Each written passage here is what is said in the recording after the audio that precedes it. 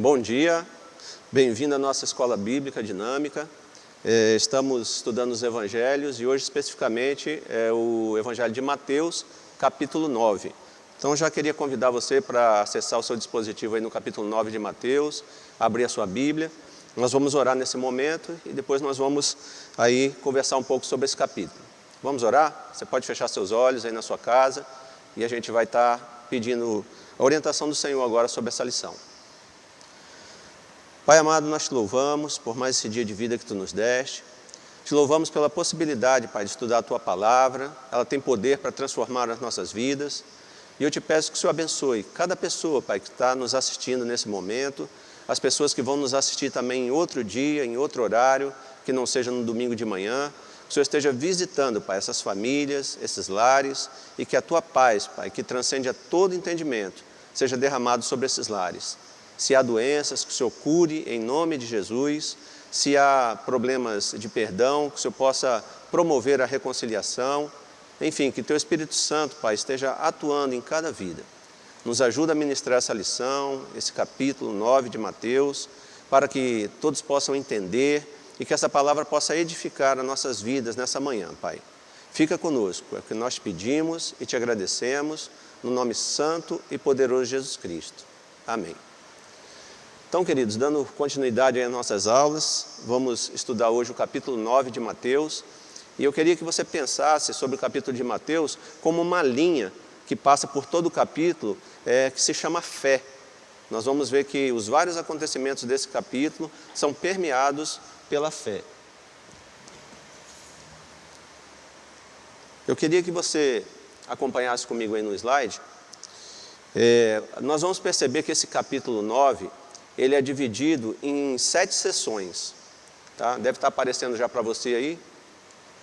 Olha aí, 7 sessões.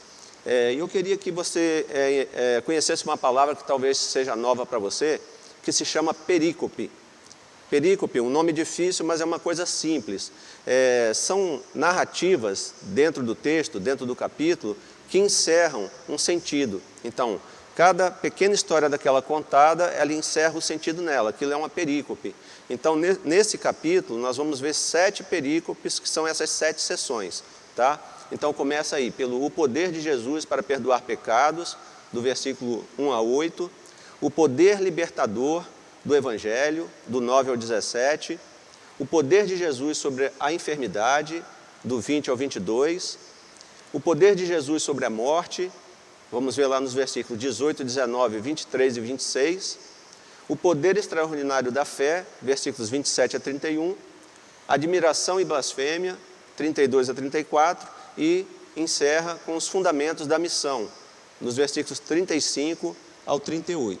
Então nós vamos já entrar aí na primeira sessão, tá? Que é a primeira perícope aí.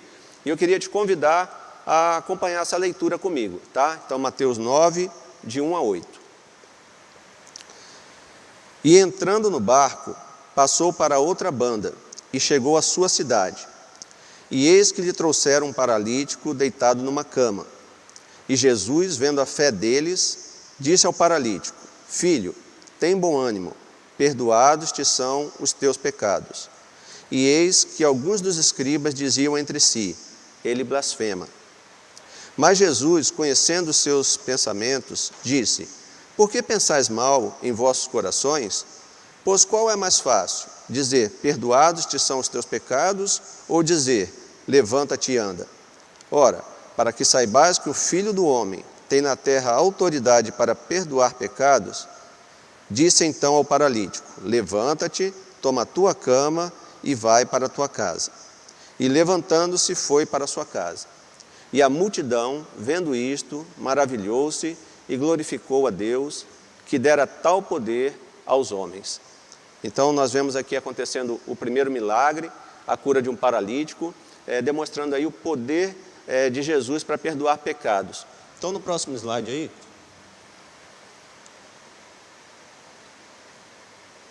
nós vamos ver uma citação de William Barclay. William Barclay é um teólogo, professor, pastor escocês, e ele diz o seguinte sobre isso: Na Palestina, todo mundo acreditava que as enfermidades eram consequências do pecado e que nenhuma enfermidade podia curar-se até que o pecado que a tinha ocasionado fosse perdoado por Deus. O rabino Ami disse: não há morte que não provenha de algum pecado, nem enfermidade que não provenha de uma transgressão. O rabino Alexandre diz: o doente não se levanta de sua enfermidade até que seus pecados lhe tenham sido perdoados. O rabino Shija ben Abba disse: nenhum doente pode curar-se se não tiver encontrado o perdão de seus pecados. Essas citações de William Barclay aqui é para ilustrar o pensamento dominante, né, sobre a questão das doenças, que sempre elas eram originadas por causa de algum pecado.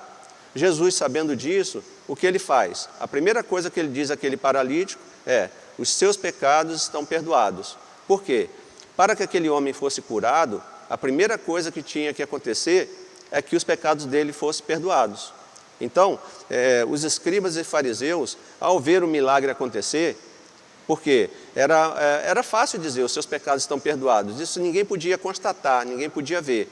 Mas em seguida ele opera um milagre para provar, né, mostrar que ele tem o poder, né, sobre as enfermidades, que ele é o próprio Deus, ele é o Messias esperado, porque como a gente já estudou, Mateus tinha em mente, quando escreveu essa carta para essa comunidade judaica, de comprovar que Jesus era o Messias.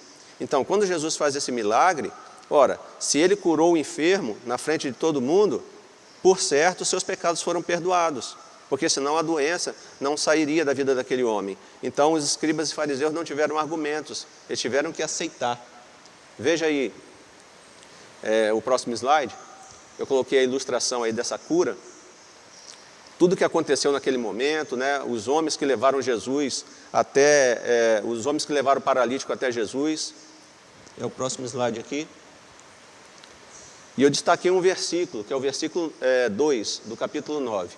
Alguns homens trouxeram-lhe um paralítico deitado numa cama. Vendo a fé que eles tinham, Jesus disse ao paralítico: tenha bom ânimo, filho, os seus pecados estão perdoados. Vejam que a fé não era do homem. Lembra que eu falei no início que a fé permeia todo esse capítulo? Então, muitas vezes, queridos, estamos numa situação tão complicada que nos falta fé. Mas, muitas vezes, a fé dos nossos irmãos impulsiona, né, libera essa cura sobre nossas vidas. Então, a fé é como se fosse o veículo, né, para liberar o poder de Deus sobre a vida de alguém. Mas, na situação desse homem, que ele estava completamente paralisado, desanimado, Jesus opera várias curas. A primeira cura dele é emocional, né? Ele pede para aquele homem se animar. Aquele homem estava totalmente abatido, desanimado, talvez uma depressão. E Jesus o reanima e, por fim, ele recebe a cura espiritual, né? Quando ele recebe a salvação, ele recebe a cura física, ele recebe cura emocional. Então, nessa primeira perícope aí, nessa primeira sessão, nós vemos o poder de Jesus aí atuando sobre a enfermidade, né? Ele tem poder de perdoar pecados, porque ele é Deus. Vamos para a próxima sessão. Vai falar sobre o poder libertador do Evangelho. Vamos ler aí Mateus 9, do 9 ao 17. Tá? Eu gostaria que você acompanhasse aí na sua Bíblia. E Jesus, passando adiante dali, viu assentado na alfândega um homem, chamado Mateus, e disse-lhe: segue-me. E ele, levantando-se, o seguiu. E aconteceu que, estando em casa, sentado à mesa, chegaram muitos publicanos e pecadores, e sentaram-se juntamente com Jesus e seus discípulos. E os fariseus, vendo isto, disseram aos seus discípulos: por que come o vosso mestre com os publicanos e pecadores? E os fariseus, vendo isto, no 12 agora. Jesus, porém, ouvindo, disse-lhes: não necessitam de médicos sãos, mas sim os doentes. Ide, porém, e aprendei o que significa: misericórdia quero e não sacrifício, porque eu não vim chamar os justos, mas os pecadores ao arrependimento. No versículo 13 aí, queridos, lembra que em aulas anteriores nós falamos que Mateus citou muito o Velho Testamento, porque a base do que eles criam era o Velho Testamento. Então, quando ele citava o Velho Testamento, ele estava mostrando que o que for escrito pelos profetas estava sendo cumprido ali em Jesus, o Messias esperado. Aqui, Mateus cita também no versículo 13, ele faz uma citação de Oséias 6,6, que é aqui, ó. Ide, porém, e aprendei o que significa. Agora ele começa a citar Oséias aqui, né, um livro do Velho Testamento. Misericórdia quero e não sacrifício, porque eu não vim chamar os justos, mas os pecadores ao arrependimento. Então Jesus faz uma breve citação ali de Oséias 6,6, confirmando o que as Escrituras diziam, né, porque essa era a intenção do livro, provar aqueles judeus, aquela comunidade judaica, que se tratava do Messias esperado. Vou passar o próximo slide aí para você. Veja essa citação aí de Barclay. Jesus tinha perfeita consciência de que vinha aos homens com ideias novas, com uma nova concepção da verdade, e sabia quão difícil é introduzir uma ideia nova na mente dos homens. Por isso usou duas imagens que qualquer judeu de seu tempo podia compreender. A gente já vai falar dessas duas imagens já, mas toda vez que é introduzido algo novo, há resistência, a gente sabe disso. E Jesus não veio para ensinar um novo evangelho, né? O evangelho vem sendo pregado desde o Éden. Ele só veio consertar aquela interpretação errada que os rabinos faziam, né? Acrescentavam, como a gente já viu em aulas anteriores. Tá? Então, toda vez que Jesus bateu de frente com aquilo que estava escrito, ele estava se referindo aos acréscimos dos escribas, dos fariseus, e não ao que os profetas haviam dito, né, por meio do Espírito Santo. Eu destaquei um versículo no próximo slide aí. É esse aí, Mateus 9, 16 e 17. Então, quais são as duas ilustrações que Jesus usou, que era bem conhecida por eles, falando sobre a introdução de coisas novas? Ninguém põe remendo de pano novo em roupa velha, pois o remendo forçará a roupa, tornando pior o rasgo. Nem se põe vinho novo em vasilhas de couro velhas. Se o fizer, as vasilhas se rebentarão, o vinho se derramará e as vasilhas se estragarão. Pelo contrário, põe-se vinho novo em vasilhas de couro novas e ambos se conservam. Então, para eles, essa ilustração era bem vívida, né? Ou seja, se você pegar uma roupa velha, que já está esticada, né? E você colocar um remendo de pano novo, que ainda, quando lavar, vai encolher, ele vai rasgar essa roupa. Da mesma forma, eles armazenavam vinho em um recipiente de couro. E o couro novo, ele tem a capacidade de esticar. Então, quando o vinho novo era colocado ali, né, e fermentava, ele enchia aquele recipiente de couro, e os dois aumentavam de volume juntos. Mas se pegasse já um recipiente de couro velho e colocasse o vinho novo, ele ia estourar nessa fermentação. Então isso era bem conhecido deles. Ele estava falando sobre o quê? Sobre o judaísmo. Então o judaísmo havia cumprido o seu papel, né? Então na vinda do Messias, agora começa a nova aliança e era preciso um coração novo, um recipiente novo. Aquela velha estrutura, aquela velha forma, né, de cumprimento de leis, dos acréscimos dos escribas e fariseus, não servia mais ao propósito. Havia tudo se cumprido em Cristo. E agora precisava de um novo recipiente, que era esse coração dos homens, aqueles que creram que Jesus era o Filho de Deus. Então é sobre isso que ele está falando aqui nessa perícope. Tá? Então, Jesus, ele prega esse evangelho libertador. Tá? E nesse texto aqui, ele chama Levi, que é Mateus, um cobrador de impostos. Então, nesse texto aqui, ele vai falar sobre publicanos e pecadores. Quem são essas pessoas? Então, os publicanos, como a gente já conversou anteriormente, eram aqueles que tratavam das coisas públicas, eram os cobradores de impostos. Então, eles pegavam judeus, contratavam eles para o Império Romano, então eles cobravam imposto do seu próprio povo para entregar aos romanos. Mas não era só isso. Além disso, eles extorquiam para ganhar mais dinheiro. Então, além do imposto, que já era bem pesado, eles ainda cobravam a mais para enriquecer, né? E muitos publicanos enriqueceram assim. Então, eles eram considerados traidores do seu povo. Eles eram contados junto com as prostitutas, com os assassinos, eram pessoas odiadas. Eles não tinham poder, eles não tinham direito de ser testemunhas, eles não tinham direito de ir na sinagoga, Então eles tinham várias restrições colocadas pelos rabinos.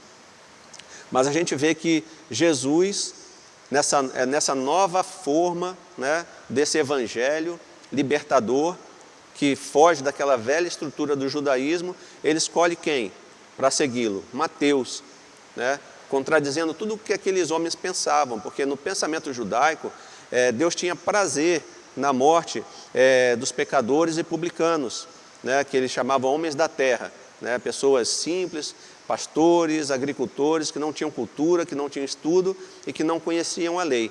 Então, para eles, essas pessoas que não obedeciam à lei, podiam morrer e Deus se alegrava com a morte dele, porque eram somente pecadores. E Jesus veio contrapor isso. Eu vim buscar e salvar os que estavam perdidos. Então ele demonstrou esse amor por essas pessoas que estavam à margem da sociedade. Esse é o poder do Evangelho. Ele não faz acepção de pessoas, né? A igreja, queridos, é o lugar de pessoas doentes.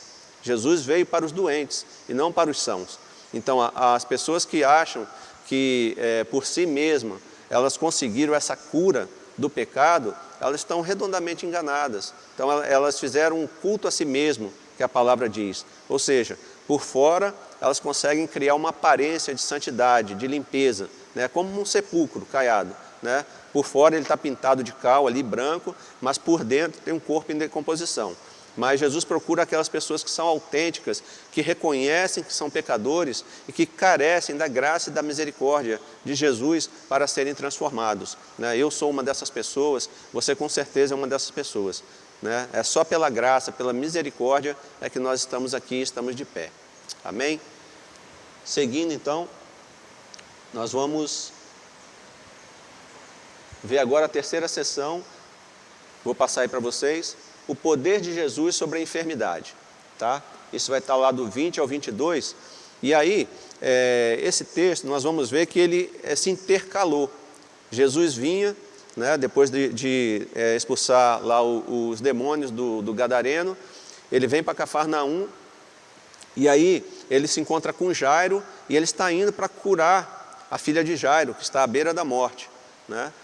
Só que se intercala essa cura que nós vamos ler agora, a mulher de um fluxo de sangue. Então acompanha comigo aí, Mateus 9, 20 e 22.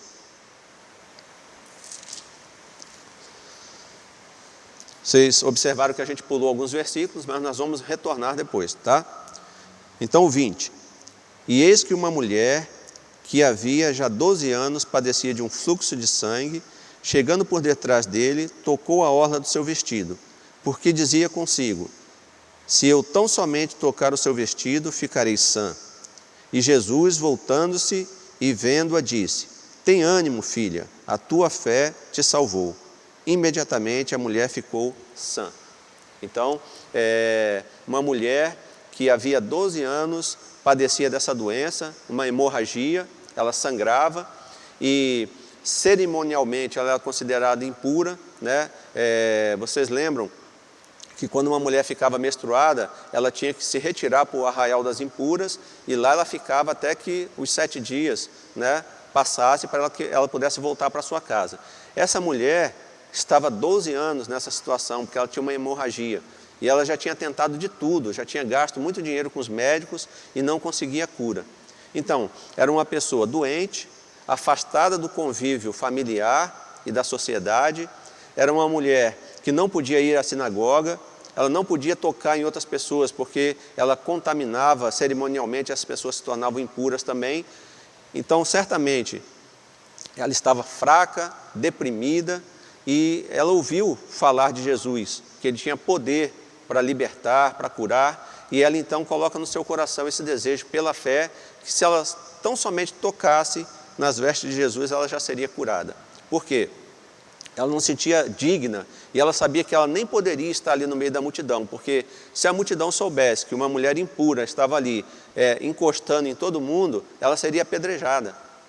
Então ela foi discretamente e, pela fé, o poder de Jesus foi liberado sobre ela e ela foi curada. Eu coloquei um outro slide aí, eu destaquei um versículo, é o versículo 22. Voltando-se, Jesus a viu e disse: ânimo, ânimo, filha, a sua fé a curou. E desde aquele instante a mulher ficou curada.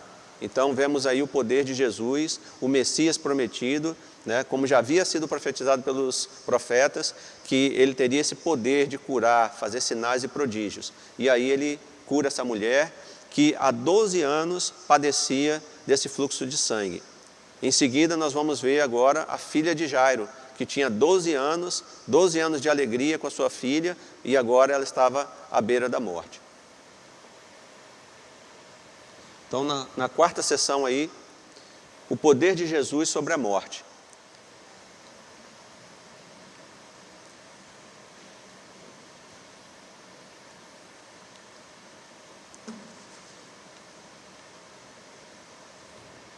Obrigado, Isaac. Vamos ler aí, vocês viram que eu intercalei aqui, tá? Eu pulei, porque é como se abrisse um parêntese no texto. Jesus estava indo curar a filha de Jairo e de repente acontece esse episódio com essa mulher do fluxo de sangue. Então acompanhe comigo aí nos versículos 18, 19, 23 e 26, que vai contar a narrativa da cura da filha de Jairo, tá? Então 18 e 19. Dizendo-lhe ele estas coisas, eis que chegou um chefe, ele era o chefe da sinagoga, e o adorou dizendo: minha filha faleceu agora mesmo, mas vem, impõe-lhe a tua mão e ela viverá. Veja a fé desse homem também. E Jesus, levantando-se, seguiu e os seus discípulos. Então veja que em seguida vai acontecer o episódio da mulher do fluxo de sangue, como se fosse um interlúdio aí na cura da filha de Jairo, né? E lá no 23 segue, depois que Jesus curou aquela mulher, ele ia tratar com Jairo. E Jesus, chegando à casa daquele chefe, e vendo os instrumentistas e o povo em alvoroço, disse-lhes: retirai-vos, que a menina não está morta, mas dorme. E riam-se dele. E logo que o povo foi posto fora, entrou Jesus, e pegou-lhe na mão, e a menina levantou-se. E espalhou-se aquela notícia por todo aquele país. Então a gente vê aqui que a filha de Jairo falece. Jairo não se abate com isso, porque aquele interlúdio, a cura daquela mulher, renovou a fé de Jairo. Então, mesmo que a filha dele estivesse morta, ele sabia que Deus tinha o poder, ele tinha visto com seus olhos ali aquela cura. Então, aquele interlúdio foi como um renovo para a fé daquele homem que já estava abatido, principalmente quando recebeu a notícia que sua filha tinha falecido. E alguns até disseram ali, nem precisa mais incomodar o mestre, porque a sua filha já morreu. Mas o milagre que ele operou na vida daquela mulher do fluxo de sangue renovou a sua fé, e ele falou: não tem problema. Se o Senhor tocar nela, certamente ela viverá.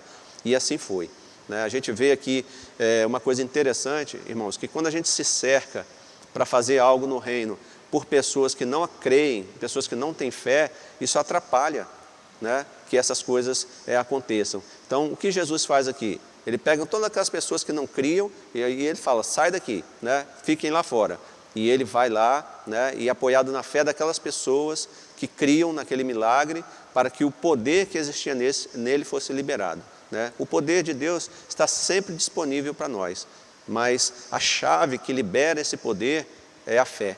Então a gente vai ver em todo esse capítulo Deus atuando pela fé, não necessariamente a fé da pessoa, porque muitas vezes, como paralítico, a pessoa não tem nem mais opção de ter essa fé, né? Mas ele usou a fé dos amigos do paralítico para curar o paralítico. Porque o texto fala, vendo a fé deles, ou seja, vendo a fé dos amigos do paralítico, Jesus o curou. Amém?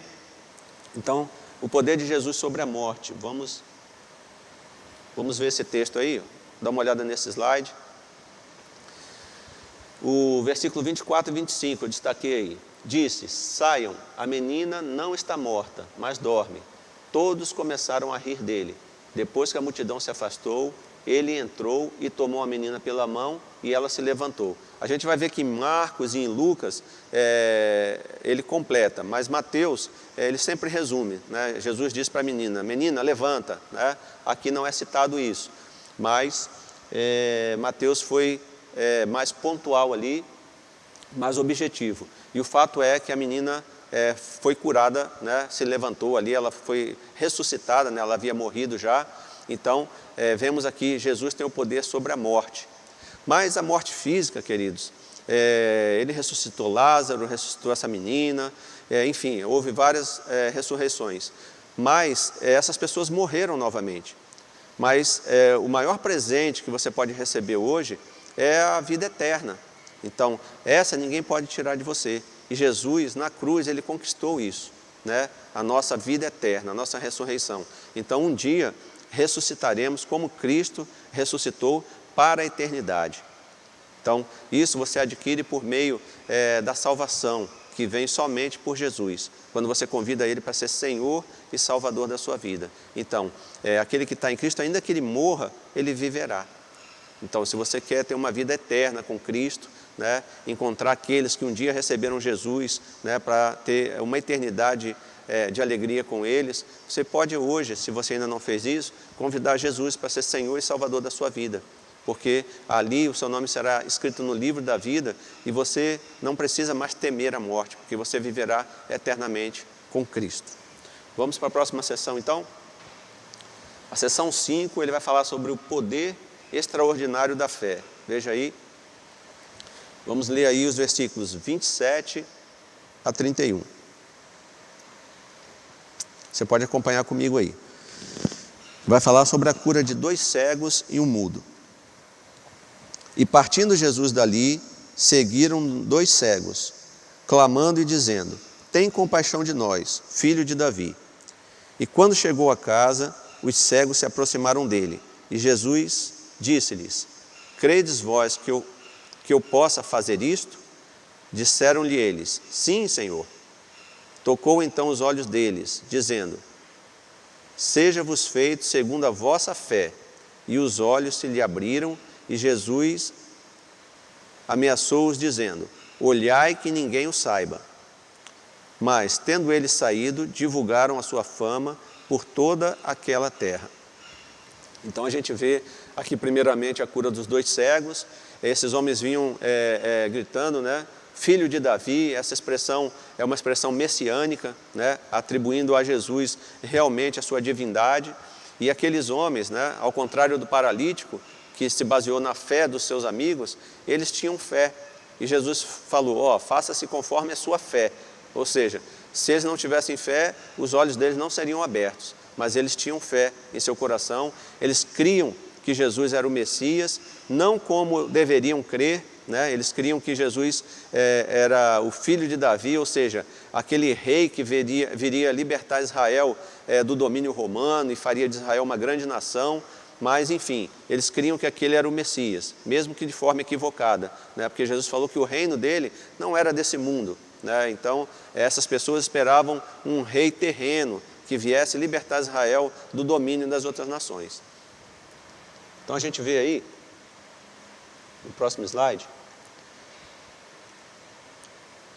eu separei o versículo 29, e ele, tocando nos olhos deles, disse: que lhes seja feito segundo a fé que vocês têm. Então, mais uma vez a gente vê aqui, né, a atuação de Deus por meio da fé. Então, todo o capítulo 9 nós vamos perceber isso. As coisas só acontecem no reino por meio da fé, né? Efésios 2, 8 e 9 vai falar, né? Porque pela graça sois salvos por meio da fé. Então, nós precisamos crer, né, em Jesus, precisamos crer que Ele é o Filho de Deus e que Ele tem poder para salvar, para libertar, para curar. Então, mesmo que não seja diretamente a sua fé, mas a fé das pessoas que estão à sua volta, né, podem operar o milagre também na sua vida, como a gente viu lá na vida do paralítico.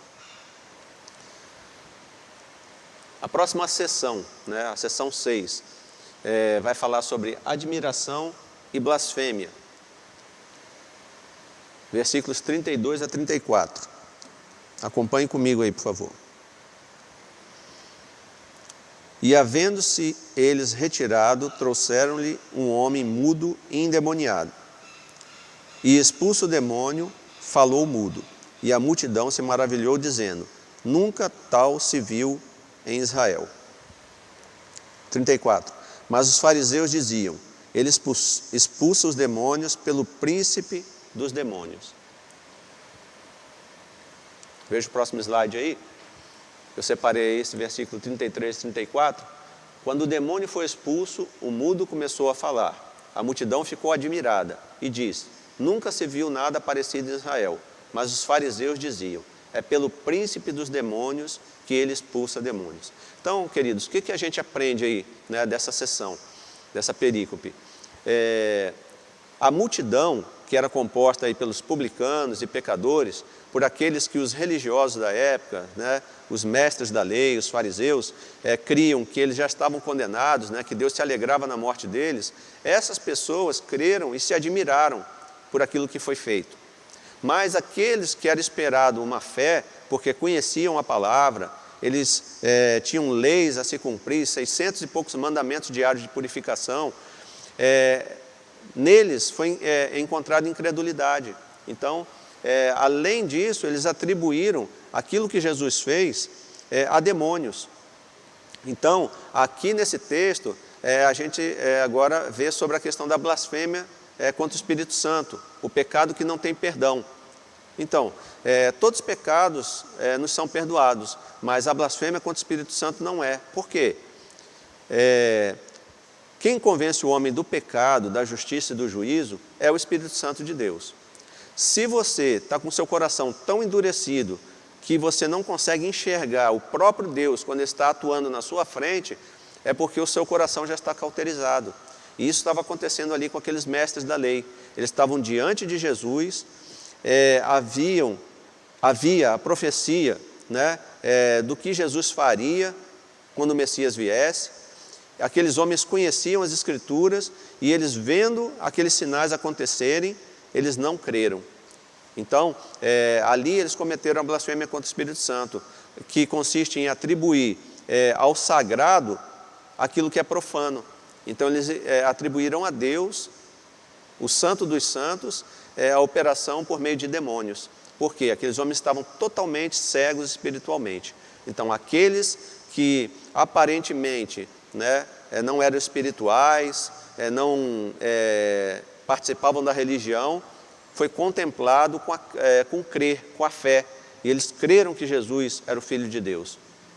Aqueles que tinham tudo para crer, endureceram seus corações e se tornaram religiosos, cumpridores de regras, mas o seu coração estava sujo, o seu coração estava endurecido, e eles não conseguiram ver que o próprio Deus estava na frente deles.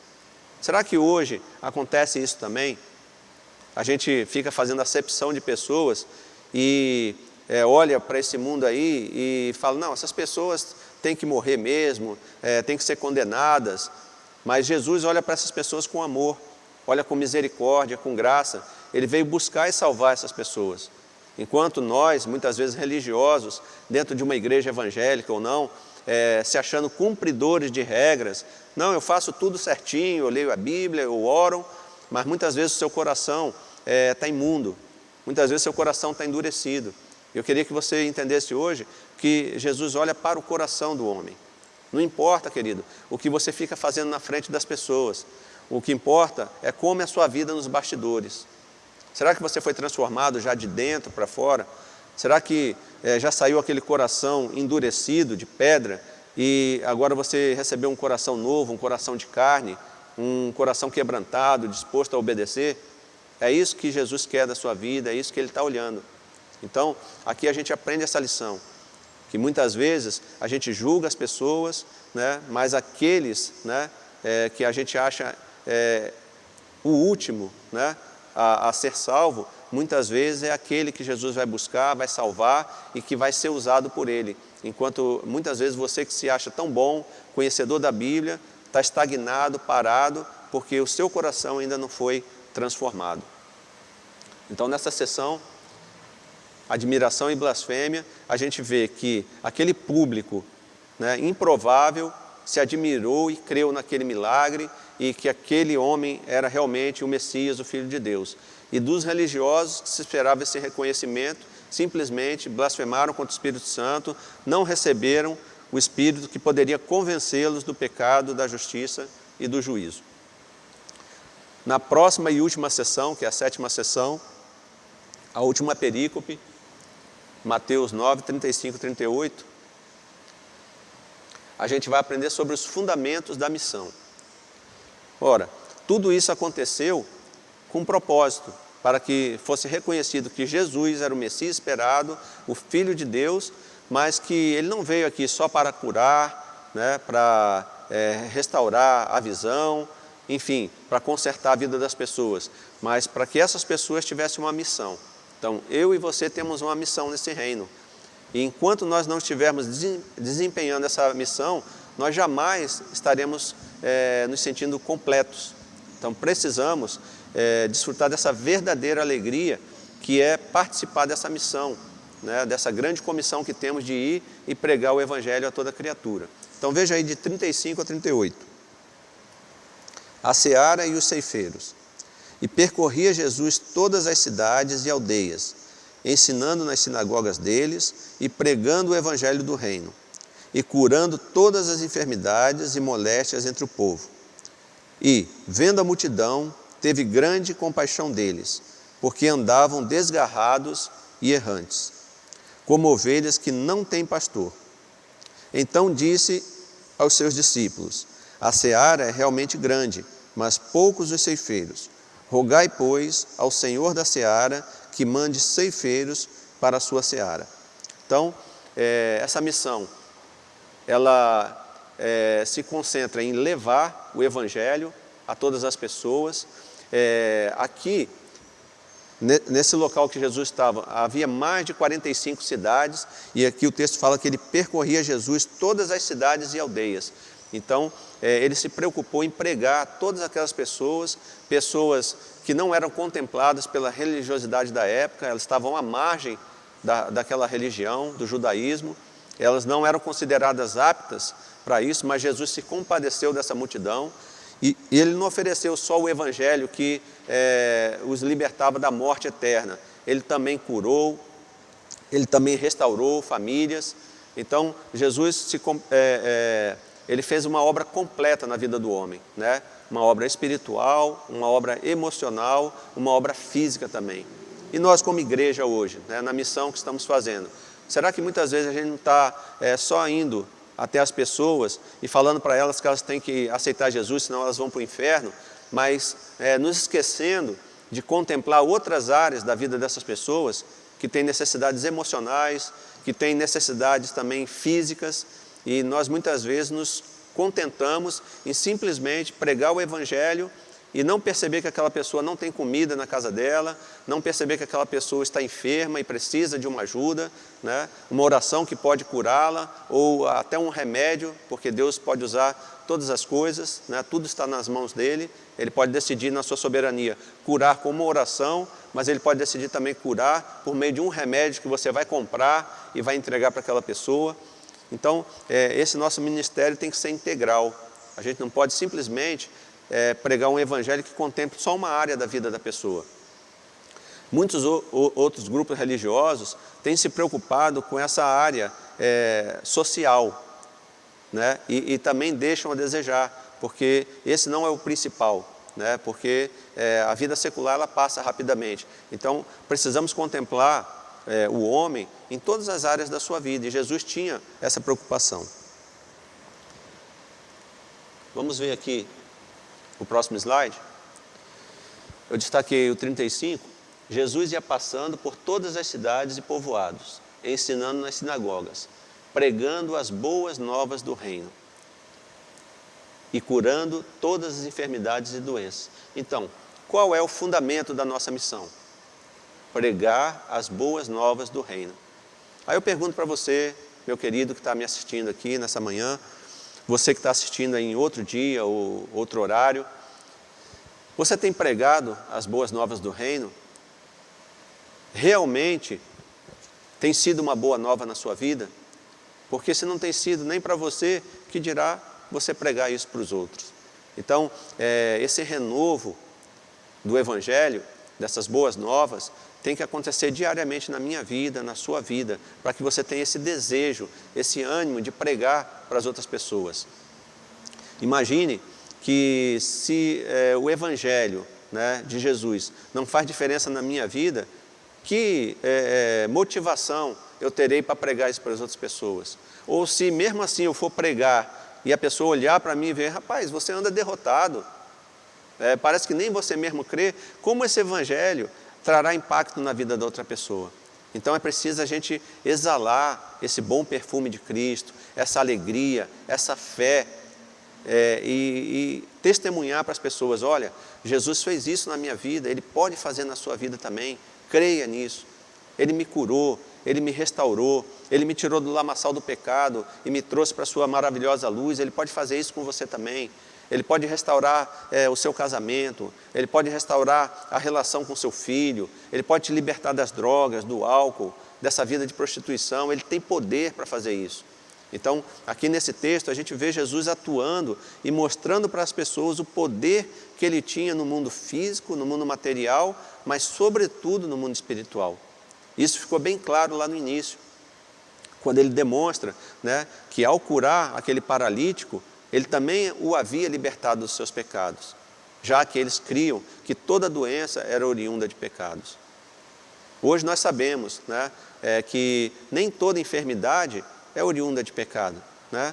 Pode ser algo genético, pode ser uma coisa que você contraiu, por exemplo, a cirrose, né? A pessoa que se entrega aí ao alcoolismo, como consequência acaba tendo uma cirrose, mas Deus tem o poder para libertar, mas a libertação, ela precisa começar no coração do homem, libertando ele do pecado, e as outras coisas, elas vêm a reboque.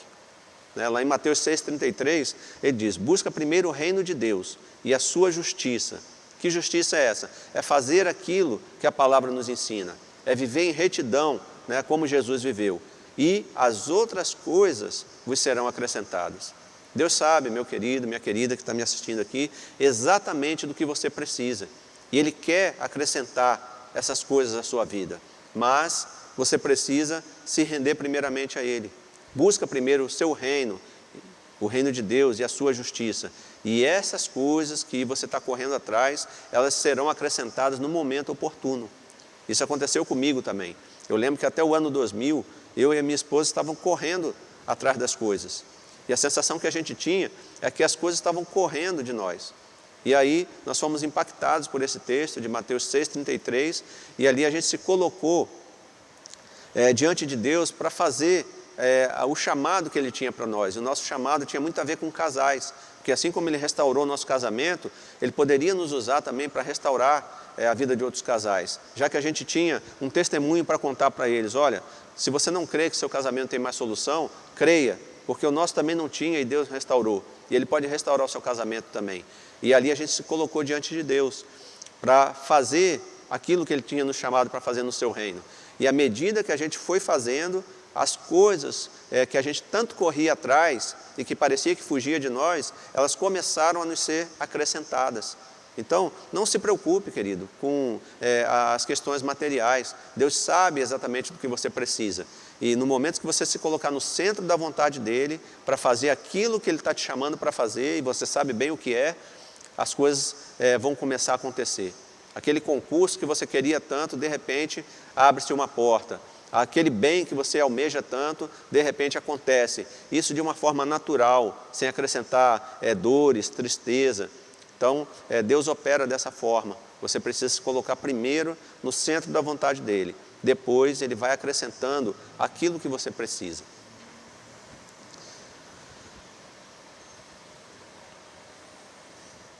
Eu queria, no decorrer de todas essas aulas, nós falamos sobre o propósito de Mateus, né? Falamos que ele tinha primariamente a intenção de falar para os seus compatriotas judeus, né? Ele escreveu para uma comunidade judaica. É claro que esse evangelho alcançou todo mundo, mas fica um questionamento, né? Por que Mateus usou várias vezes a expressão reino dos céus? Ora, para os gentios isso trazia uma confirmação que realmente existiam vários deuses, né? O politeísmo, porque o reino dos céus, os céus para eles, era a habitação dos deuses. Israel estava cercado por povos que adoravam vários deuses. Então, quando ele escreve reino dos céus, os críticos falam, poxa, como se estivesse fomentando a existência de vários deuses. Mas Mateus, como a gente disse no início, ele tinha o propósito de alcançar os seus compatriotas, a comunidade judaica. Provavelmente uma comunidade que estava ali na Judéia. Então, sabendo, né, que seus compatriotas tinham esse temor de usar o nome de Deus em vão, e não querendo afastá-los, né, dessa leitura para o conhecimento de que realmente Jesus Cristo era o Messias, o que ele fez? Ele usou essa expressão reino dos céus, porque isso não afetaria, né, essa leitura dos seus compatriotas, porque no momento que eles começassem a ver Mateus usando o nome de Deus frequentemente ali, certamente eles o acusariam de usar o nome de Deus em vão. Lembrando que Mateus era um ex-publicano, uma pessoa odiada, né, pelos seus compatriotas, mas Jesus salvou aquele homem, Jesus limpou aquele homem e deu autoridade a ele para escrever um dos livros mais lidos, que é o livro de Mateus, né, que faz a transição do Velho Testamento para o Novo. Então, quando a gente vem lendo o Velho, ele é o texto mais apropriado para fazer essa interface, e aí ele cita vários textos do Velho Testamento confirmando que Jesus é o Messias. Sabemos que ele não foi escrito antes de Marcos, né? Se fosse a sequência cronológica, Marcos viria primeiro, mas ele foi colocado aí propositalmente para fazer essa ponte entre a velha aliança e a nova aliança. Então, se você tinha dúvidas sobre isso também, porque várias vezes usou a expressão reino dos céus, em vez de usar o mais comum, que seria o reino de Deus, exatamente para não escandalizar os judeus, para que eles pudessem realmente acessar esse livro, ler e que pudessem crer que realmente Jesus Cristo era o Messias. Ok? Então, queridos, aqui a gente encerra a nossa aula. Vamos dar só uma recapitulada nas sessões, para que fique bem fixado aí. Eu vou voltar os slides ali também.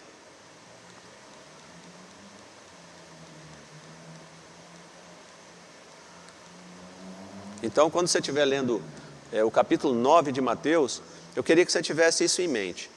Existe uma linha que passa por todo o capítulo, que é a linha da fé. Tudo aconteceu pela fé. A fé é esse veículo que libera o poder de Deus sobre a sua vida, sobre a vida da sua família. Você pode ser essa pessoa que se coloca na brecha, mesmo que tenha alguém na sua casa que não creia, né, você pode demonstrar a sua fé e trazer a bênção do Senhor sobre a sua casa, por meio da sua própria fé. Assim como aconteceu com o paralítico, né, na primeira sessão, que não tendo fé, estando ali paralisado até emocionalmente, os seus amigos creram e por meio dos seus amigos ele foi abençoado. Então, na primeira sessão nós vimos aí o poder de Jesus para perdoar pecados. Ora, se Jesus tem o poder para curar, então ele também tem o poder para perdoar pecados. Isso quer dizer que, como os judeus criam que só Deus tem o poder para perdoar pecados, então Jesus é Deus. Então aí a gente vê Mateus confirmando a divindade de Jesus. Na segunda sessão, o poder libertador do Evangelho. O Evangelho, pregado por Jesus, fugiu daquela forma do judaísmo, né, onde pessoas eram selecionadas para serem salvas. Pessoas boas, pessoas que conheciam a lei, pessoas que tinham capacidade de estudar essa lei, estavam salvas. Ou seja, a salvação é pelo mérito delas. E Jesus vem mostrar que não, isso era um equívoco. A salvação é por meio de Jesus, sem mérito nenhum. O mérito não está em nós, o mérito está nele, na cruz, né? E ele foi mostrando essa nova forma, né? Essa nova veste, esse novo odre, né? Que foi o Evangelho da Graça. Na terceira sessão, a gente viu o poder de Jesus sobre a enfermidade. Então, a gente vê ele curando ali a mulher do fluxo de sangue, uma mulher que estava há 12 anos separada da sociedade, anêmica, abatida, em depressão, e então com um toque nas vestes de Jesus, ela então, o poder de Deus é liberado por meio da fé para aquela mulher. E ali ele comprova, né, porque um dos sinais que seguiriam o Messias era a cura das enfermidades. Então aqui Mateus vem reforçando a divindade de Jesus. Na quarta sessão, a quarta perícope, o poder de Jesus sobre a morte. Então a gente vai ver ali a cura do presidente da sinagoga, de Jairo, né? Um homem que provavelmente já tinha acessado a todos os recursos e como último recurso ele foi a Jesus, né? Por causa da arrogância, por causa do conhecimento, por causa da pretensão de ser mais santo do que os outros, mas ele foi confrontado com a morte da sua filha. Nada daquilo, da religiosidade que ele tinha, garantiu à sua filha a vida. Ele perdeu aquela filha, mas em Jesus ele pôde receber a vida de volta, né? Pode ver a sua filha vivendo novamente, porque só Jesus tem o poder para fazer isso. Nenhuma religião tem poder, né? A religião procura nos ligar a Deus, mas o centro da nossa religião é Jesus, né? Jesus faz a ponte entre nós e Deus. Na quinta sessão, a gente vê o poder extraordinário da fé, né? Mateus 27, 31. Ele vai curar ali os 2 cegos e vai curar o mudo. Então, a fé dessas pessoas liberou o poder de Deus sobre a vida delas. Os cegos foram curados, voltaram a ver, né? E aquele mudo, que era mudo por uma questão espiritual, e aí é bom a gente pensar sobre isso. Nem toda enfermidade é espiritual, mas algumas enfermidades são. E quando você ora por uma pessoa, muitas vezes ela é curada, porque a raiz daquela doença dela, às vezes é um endemoniamento, às vezes é uma possessão maligna ali, e ela é liberta daquele espírito e também é liberta da doença. Mas nós não podemos atribuir ao diabo todas as doenças da nossa vida. Muitas doenças, queridos, elas vêm pela nossa própria conduta, né? O nosso mau hábito alimentar, a falta de exercícios, uma vida descuidada, e a gente vai contraindo doenças, né? O diabetes hoje é uma doença terrível, né? Que tem feito muitas vítimas aí, mas mesmo assim nós não paramos de comer o açúcar, né? E aí eu me enquadro nisso aí, né? O pessoal lá em casa pega no meu pé, mas eu sei que eu tenho que cuidar disso aí. Então, algumas doenças, a gente busca essa doença sobre nós, sabendo que a gente poderia viver uma vida mais saudável. Então, a gente precisa discernir. A palavra diz que as coisas espirituais se discernem espiritualmente. Então, você precisa cuidar também do templo do Espírito Santo, que é o seu corpo, tendo uma atividade física diária, se alimentando adequadamente, né? Cuidando do seu sono. Muitos jovens aí estão trocando o dia pela noite. Jamais você vai conseguir recuperar esse sono da noite, que promove saúde no seu corpo. Então, a justificativa do concurso, né, pode ser até válida, mas futuramente você vai colher as consequências disso aí. Então, procure acordar cedo, estudar e procurar deitar mais cedo. Isso vai renovar a sua mente, aí, o seu físico, e vai trazer saúde para você. Então, nem tudo é espiritual, tá? A gente não pode espiritualizar tudo na nossa vida, tá? As coisas espirituais se discernem espiritualmente. A gente vê na sexta sessão, na penúltima sessão, admiração e blasfêmia. Então, das pessoas que não se esperava, houve admiração e fé nos milagres operados por Jesus. Eles creram que Jesus era o Filho de Deus, que era o Messias esperado. Por outro lado, naqueles que se esperava fé, veio blasfêmia, né? Blasfêmia contra o Espírito Santo, um pecado que não tem perdão, que é o endurecimento do coração. É como se você dissesse assim: ah, beleza, está aí, eu vi os milagres, eu vi tudo acontecer, mas eu decido não crer. E o pior, até atribuo aquilo a demônios, né? A coisas profanas. Então, foi isso que os mestres da lei fizeram naquele dia, né? E que é um pecado sem perdão, porque se você não permite ao Espírito Santo entrar no seu coração e te convencer do pecado, da justiça e do juízo, não tem como você se converter, não tem como você crer que Jesus Cristo é o Filho de Deus, porque só por meio do Espírito que nos convence é que podemos acessar, né, e permitir que Jesus entre no nosso coração. Então esses homens fizeram isso naquele dia, né, fecharam a porta do seu coração. E a última sessão, os fundamentos da missão, nós vimos que o fundamento da nossa missão, a coisa principal que temos que fazer é pregar as boas novas do Evangelho, né? A palavra de Deus.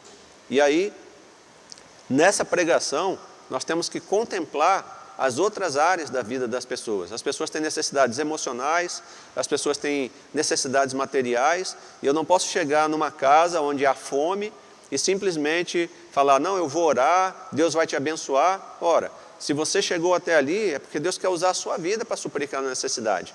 E se você não tiver as condições, pelo menos você pode fazer uma ponte.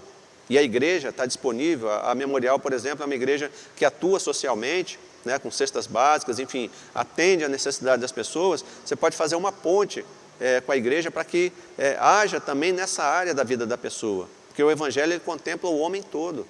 Então a gente precisa, como crentes, saber que o nosso ministério não se resume à pregação da palavra, e chegar sempre de mãos vazias. Não, eu vou orar e Deus vai te abençoar e vai embora. Não, Deus quer abençoar sim, mas Ele quer usar a sua vida também. Amém, queridos? Então, espero que você tenha gostado desse capítulo 9, que você tenha entendido bem, que realmente você possa começar a aplicar na sua vida e crer, né, sendo esse o objetivo desse capítulo, né, do livro de Mateus, que Jesus Cristo é, de fato, o Messias que foi esperado, Ele já veio e Ele voltará. E nós precisamos estar preparados para esse dia, né, para que nós subamos com Ele para a glória e vivamos eternamente com Ele. Amém? Queria orar agora, te pedir mais uma vez que você feche os seus olhos aí na sua casa e a gente vai agradecer a Deus por essa ministração dessa palavra, porque a palavra tem o poder de transformar nossas vidas. Amém? Vamos orar? Pai amado, eu te agradeço pela leitura da Tua palavra, por esse capítulo 9 de Mateus. Muitas lições aprendemos nessa manhã. Que o Senhor continue, Pai, a falar aos nossos corações. E queremos, Pai, conhecer o Teu Filho, Senhor Deus, não de ouvir falar, mas de estar com Ele. Nos dá a oportunidade, Pai, de ter esse relacionamento íntimo, para que possamos conhecê-lo plenamente. Traz, Senhor Deus, cura e restauração nas nossas vidas. E se alguém que está nos assistindo, Pai, nessa manhã, ainda não teve um encontro pessoal com Jesus, que nesse momento ele possa orar, ela possa orar e convidar Jesus para ser Senhor e Salvador da sua vida.